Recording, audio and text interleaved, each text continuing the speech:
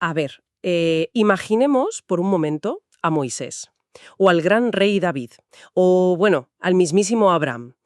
Llega al final de sus largos días, cierran los ojos por última vez y... ¿a dónde van? Bueno, la imagen mental que tenemos todos es directa, ¿no? Claro, un cielo precioso, lleno de nubes mullidas, luz cegadora, los coros angelicales, es lo que tenemos incrustado en la cabeza. Sí, sí, totalmente. Pues resulta que no. Según los textos bíblicos más antiguos que vamos a analizar en esta inmersión profunda, no subieron a ningún lado, fueron directamente bajo tierra. Es que es un golpe a la cultura popular, desde luego. Porque, a ver, asumimos que la vida después de la muerte siempre ha sido un asunto de, digamos, arriba o abajo. Como un sistema binario, sí. Exacto, un sistema binario desde el minuto uno de la historia. Pero cuando uno rasca un poco en la teología de esa época, pues te encuentras con un panorama casi irreconocible. Madre mía, ya te digo. O sea, me dejó la cabeza dando vueltas cuando empecé a leer las fuentes para el análisis de hoy. Porque en lugar de esas arpas y esas nubes, los textos describen unas inmensas salas de espera subterráneas, Sí, unas infraestructuras enormes. unos abismos imposibles de cruzar que dividen regiones enteras bajo nuestros pies y lo que francamente parece el guión de una misión de rescate cósmico. Así que, vale, vamos a desglosar todo esto. Me parece perfecto. Hay que actualizar el mapa mental que tenemos del cielo y del infierno, porque la geografía del más allá que documentan estos textos es fascinante y es nuestra misión de hoy. Céntrate exclusivamente en la diferencia entre el antiguo Seol y el paraíso actual, que es de lo que va esto. Y es una historia que tiene ramificaciones inmensas. Entender cómo funcionaba este antiguo inframundo y sobre todo, bueno, cómo y por qué cambió hacia el concepto de paraíso que la gente tiene hoy, es, digamos, la pieza que le falta a muchos para comprender la magnitud de lo que ocurre en la cruz con Jesús. Claro, el contexto lo es todo. Eso es, sin conocer cómo era la antigua prisión, pues el rescate no tiene el mismo impacto. Entonces, vamos a trazar ese mapa antiguo. A ver si lo he entendido bien. Antes de la crucifixión y resurrección de Jesús, nadie iba al cielo. Nadie. Nadie en absoluto. Ni el profeta más santo. Todos, al morir, iban a un lugar llamado el Seol o el Hades, dependiendo de si lees la tradición hebrea o la griega, y esto estaba literalmente bajo tierra, pues los textos lo ubican de manera tanto simbólica como física en las profundidades. Hablan del corazón de la tierra. El Seol era el denominador común de la humanidad, el destino ineludible. Ya, el punto de encuentro. Sí, pero aquí hay que romper un mito importante. No era una inmensa cueva oscura donde se amontonaban las almas de todos los fallecidos sin distinción. Menos mal, porque, a ver, mi primera pregunta al leer eso fue, oye, ¿cómo va a compartir espacio a Abraham con, no sé, un asesino en serie de la antigüedad? Claro, claro. No, no lo hacían. El Seol estaba zonificado. Había una frontera absoluta y brutal que los textos describen como un gran abismo. O sea, como una zanja enorme. Imagina una falla tectónica insondable. Por un lado de ese abismo estaba el lugar de condenación, el infierno, un espacio de tormento activo para los malvados. Ajá. Y cruzando esa cima infranqueable, la otra cara de la moneda, una región de reposo absoluto, llamada el seno de Abraham o también el paraíso. Fíjate que, para ilustrar esto, las fuentes recogen una historia del propio Jesús que, bueno, pone los pelos de punta por lo gráfica que es, la del hombre rico y Lázaro. Es que es un relato que pinta el mapa a la perfección, ¿sí? Te cuenta que el hombre rico muere y despierta en ese lado de condenación, sufriendo, y de repente el texto dice que levanta la vista. Y a lo lejos, al otro lado de ese abismo gigantesco, ve a Lázaro. Lázaro, que era el mendigo. Exacto, un hombre que en vida había sido un mendigo ignorado por este mismo rico. Y ahora está allí, disfrutando de un consuelo tremendo en el seno de Abraham. O sea, hasta pueden comunicarse a gritos. Sí, a voces a través del abismo. Pero se les deja clarísimo que esa zanja cósmica está ahí, precisamente para que nadie pueda cruzar jamás de un lado al otro. Ese detalle visual, el de poder verse a través del abismo, subraya algo aterrador y a la vez profundo. Porque, a ver, ambos individuos están técnicamente en el Seol, en el mismo sistema subterráneo, Sí. pero están experimentando realidades eternas completamente aisladas la una de la otra. A ver si esta analogía sirve para visualizar la parte buena, el seno de Abraham.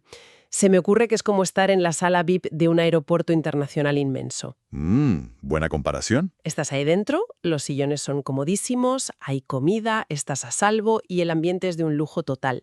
Pero las paredes son de cristal y a través de ese cristal blindado ves todo el caos, el estrés y el tormento de la terminal general. Claro, ves lo de fuera. Sí, pero lo más agobiante de estar en la sala VIP es saber que, por muy bien que estés, sigues en tránsito. Todavía no has subido al avión, o sea, no estás en tu casa. Es una forma muy acertada de verlo. Era un paraíso sin duda, un lugar de contención amorosa, pero temporal. Estaban en tránsito, faltaba, digamos, el embarque final hacia la presencia misma de Dios. Ostras, un momento, si esto es así, me acaba de hacer clic una frase famosísima. Cuando Jesús está siendo crucificado, uno de los ladrones que está en otra cruz al lado le pide que se acuerde de él. Ah, sí, claro. Y Jesús le contesta, de cierto te digo que hoy estarás conmigo en el paraíso.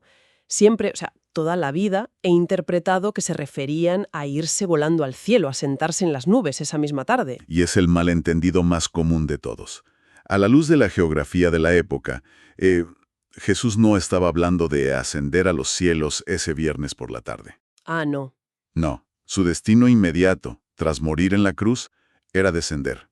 Iba a bajar al Seol, a esa sala VIP subterránea, al seno de Abraham. Claro, al lugar de reposo. Exacto. Y le estaba asegurando al ladrón que entraría con él en esa región de reposo, en el lado correcto del abismo. Vale, pero esto me genera un cortocircuito tremendo.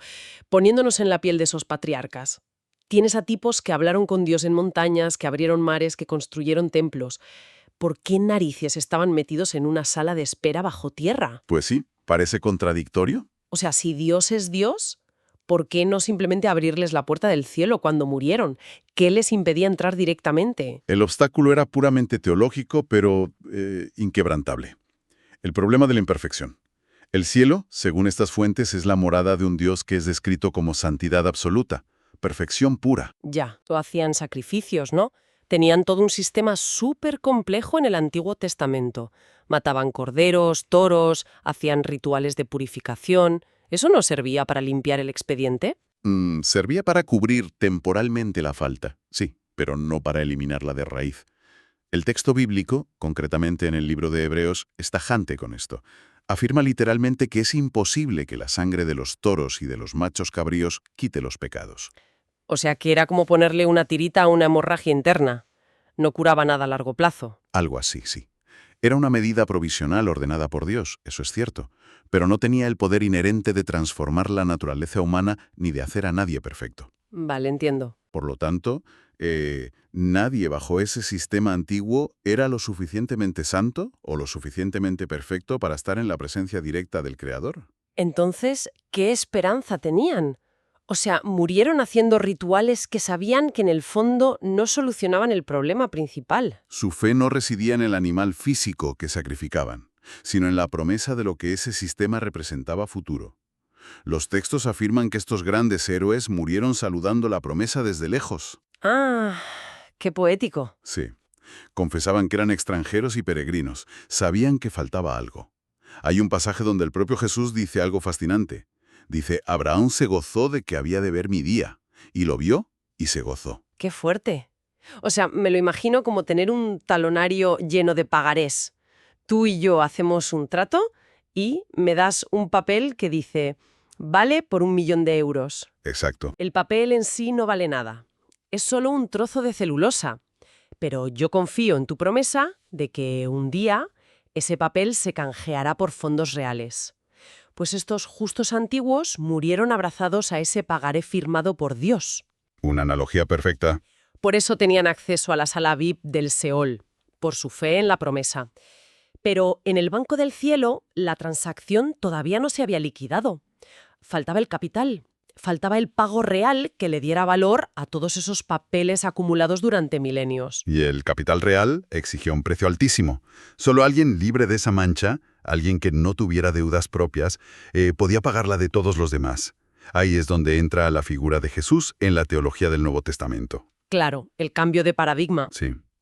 Ya no es solo un gran maestro moral, se le presenta como el Cordero Perfecto. Su sacrificio en la cruz establece un pacto nuevo. basado en la gracia, donde su sangre derramada hace lo que millones de sacrificios animales no pudieron lograr en siglos. Quitar verdaderamente el pecado. Eso es. Vale, y esto nos lleva al momento culmen de esta historia, que me parece de una complejidad brutal. La deuda se paga en el Gólgota, en la cruz. Pero el efecto de este pago no solo limpia a los que vienen después. El texto habla de un poder retrospectivo de la sangre de Cristo. Es que eso desafía por completo nuestra concepción del tiempo lineal, ¿eh? Porque, cuando se firma un contrato o se hace una ley nueva, suele aplicarse de ahí en adelante. Claro, desde la fecha de firma. Pero el sacrificio en la cruz es descrito como un evento que estalla en ambas direcciones temporales. Actúa hacia el futuro, sí, pero también actúa hacia atrás en el pasado. A ver si consigo encajar las piezas cronológicamente. Es viernes, Jesús exhala su último aliento en la cruz. Hemos dicho que su espíritu no va al cielo de inmediato, sino que desciende al Seol, al inframundo. Correcto, desciende. Navega por esa geografía oscura y entra en la sala VIP, en el seno de Abraham, y allí están todos, David, Abraham, los profetas, aferrados a sus pagarés polvorientos. Jesús entra y se presenta ante ellos, y en ese instante el pago recién hecho en la superficie, en la tierra, los alcanza allí abajo. Madre mía, el impacto de ese encuentro debe haber sido inimaginable, porque se cumple la promesa por la que esperaron miles de años. Y al recibir los méritos de ese sacrificio perfecto, el texto dice algo muy específico sobre estos personajes antiguos. ¿Qué dice? Los llama los espíritus de los justos hechos perfectos. En un instante, su estatus teológico cambia radicalmente. Espera. Esto es una genialidad. Piénsalo como una de esas actualizaciones masivas de software. A ver, cuenta. Sí, un parche del sistema operativo para una empresa gigante. Tienes una red de ordenadores antiguos, súper robustos, llevan años encendidos en un servidor local y seguro. Pero están completamente aislados de la red principal porque su sistema es incompatible. Les falta el código. Exacto, les falta un código vital. De repente, el desarrollador principal lanza la actualización definitiva desde la cruz. El parche viaja por la red e infecta retrospectivamente a todos esos ordenadores antiguos. Y en un milisegundo se instalan los nuevos protocolos y ¡boom!, se vuelven 100% compatibles con la red del cielo. Me encanta porque esa compatibilidad es la clave de todo el asunto. Una vez que han sido perfeccionados, una vez que ya no hay ninguna mancha de pecado en ellos, el Seol deja de tener sentido. Claro. Ya no necesitan una sala de contención. La barrera que les impedía acceder a Dios ha sido pulverizada. Pues si ya tienes el pasaporte en regla, te vas al avión directo. Jesús no bajó a tomarse un café con Abraham. ¿Qué desencadena todo esto? Un éxodo cósmico sin precedentes. Un vaciado total. Los textos revelan que Jesús saca a todos aquellos justos de las profundidades de la tierra y, en su posterior ascensión, se los lleva consigo directamente al cielo. ¡Qué fuerte! El libro de Efesios lo describe con una frase que suena súper poética, pero que ahora cobra todo el sentido literal del mundo. Dice que, al subir a lo alto, llevó cautiva la cautividad, botín y a los prisioneros liberados. Jesús hace exactamente eso. Desciende primero a las partes más bajas de la tierra, rompe las puertas de esa cautividad que, aunque fuera un paraíso, seguía siendo un encierro bajo tierra, y asciende por encima de todos los cielos, liderando un desfile de santos perfeccionados. Vale, entonces hagamos una pausa y actualicemos el mapa porque ha habido un terremoto inmobiliario importante en el inframundo, ¿eh? Desde luego. Si echamos un vistazo bajo tierra después de este evento, pues por un lado tenemos la sección del infierno, ese lugar de tormento temporal hasta el juicio final y lo que llaman el lago de fuego. Entiendo que eso sigue operativo, ¿no? Sí, la narrativa indica que esa región sigue exactamente igual, reservada para la condenación. Pero al otro lado del abismo, la antigua zona VIP, el seno de Abraham. Hoy por hoy, está desierta, clausurada, totalmente vacía. Ya no tiene ninguna función. O sea, esto cambia por completo las reglas del juego. Y me lleva a la pregunta del millón para quienes nos escuchan. La historia de Moisés y el rescate épico es alucinante. Pero, ¿cómo se traduce este cambio inmobiliario en la vida real, en el día a día, para el creyente actual? Porque nosotros vivimos en una época posterior a todo esto. Pues mira, cambia radicalmente la forma de enfrentarse a la mortalidad. Piénsalo desde la psicología de la fe. Los patriarcas antiguos vivían sabiendo que al morir les esperaba una larga y oscura espera bajo tierra, por muy consolador que fuera su rincón del Seol. Sí. La era de la gracia, O sea, que el parche de actualización ya viene preinstalado de fábrica. Efectivamente, muy bien dicho. La deuda se saldó hace 2000 años. Eso significa que, en el instante en que un creyente fallece hoy en día, no hay descenso al inframundo. ¡Qué maravilla! No hay paradas técnicas, ni salas VIP, ni esperas. El espíritu va de manera directa e inmediata a la presencia del Señor en el cielo. El billete ya está picado. El apóstol Pablo tiene unos versículos donde habla de esto. Y fíjate que usa una analogía superterrenal que da mucha paz. Ujú. Dice, porque sabemos que si nuestra morada terrestre, este tabernáculo, se deshiciere, tenemos de Dios un edificio, una casa no hecha de manos, eterna en los cielos. Es que el contraste entre una simple tienda de campaña, frágil y temporal como es el cuerpo físico, y un edificio eterno, cimentado por Dios mismo, es brutal. Transmite una certeza absoluta. Aporta un consuelo incalculable, la verdad. Porque en medio de la angustia que siempre genera la muerte, saber que no vas a vagar por un túnel subterráneo, sino que el acceso a esa casa no hecha de manos es automático. Eso es. En el mismo milisegundo de tu último suspiro aquí, despiertas revestido de esa perfección que se consiguió en la cruz, siendo uno de esos espíritus justos hechos perfectos. No tienes que hacer fila. Esa inmediatez es, quizás, la mayor promesa que destilan estos textos para la época actual. Es una confianza diaria. Bueno, menudo viaje nos hemos pegado en esta inversión profunda. Si miramos hacia atrás, es increíble cómo hemos reconstruido el escenario. Hemos pasado de imaginarnos a los antiguos en nubes tocando el arpa a descubrir este inframundo sombrío y dividido. Sí, con esa gran grieta en medio. Hemos visualizado a las mentes más brillantes de la antigüedad sentadas frente a un abismo oscuro, aferradas a la promesa de un pagaré. Y luego, el dramático rescate. Jesús descendiendo a las partes más bajas de la tierra, aplicando ese parche retrospectivo de salvación. Un momento histórico. Y liderando un éxodo masivo que dejó el seno de Abraham clausurado para siempre, abriendo una autopista directa y sin peajes al cielo para todas las generaciones que venían detrás. Es, lo miremos por donde lo miremos, la narrativa de un rescate perfecto. Es una narrativa monumental, sin duda. Pero, oye, hay que darle una vuelta a un último detalle antes de cerrar. Porque el texto esconde una ironía fantástica. A ver, cuenta. Hemos dejado claro que, hoy en día, el creyente va directamente al cielo al morir, que ya no hay Seol para ellos. Sin embargo, la gran historia que trazan estos libros no termina ahí. Queda una última página por escribir. Ah, ¿sí? La promesa definitiva que aguardan no es quedarse flotando eternamente como espíritus incorpóreos, por muy hermoso que sea el cielo. La gran meta es el futuro día glorioso, cuando suene la trompeta y se produzca la resurrección final de los cuerpos físicos. Cuerpos transformados y revestidos de gloria para una tierra nueva. O sea... Espera. ¿Me estás diciendo que... Que, de una forma maravillosa e irónica, el cielo actual sigue siendo en el fondo otra gloriosa sala de espera. ¡Madre mía! ¡Qué fuerte! Claro, es infinitamente superior al antiguo Seol subterráneo, eso seguro. Estás en la presencia directa del Creador, sí. Pero los que están allí siguen aguardando un evento final. Siguen esperando el momento de recuperar un envoltorio físico y definitivo. Así que el viaje sigue su curso.